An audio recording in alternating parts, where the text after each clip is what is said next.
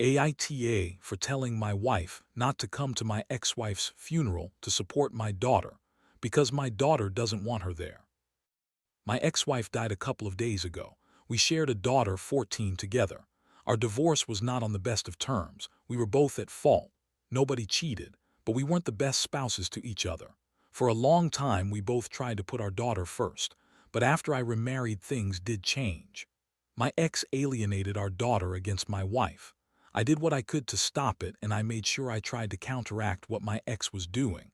I did fight my ex in court over it.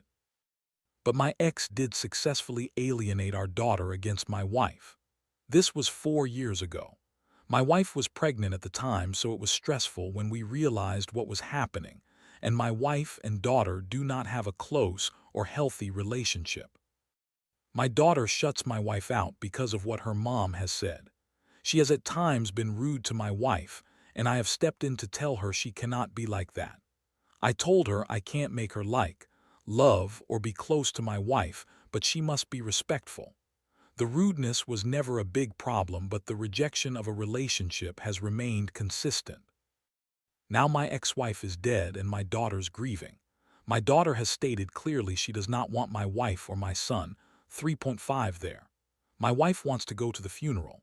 She said my daughter will always remember her not being there for her and keeping her brother away from supporting her if we listen. She said at the very least she must be there. That maybe our son is too young. But as her stepmom, if she doesn't show up and show she loves her, things will never get better. My daughter screamed at the top of her lungs yesterday because she heard my wife say she wants to come and support my daughter.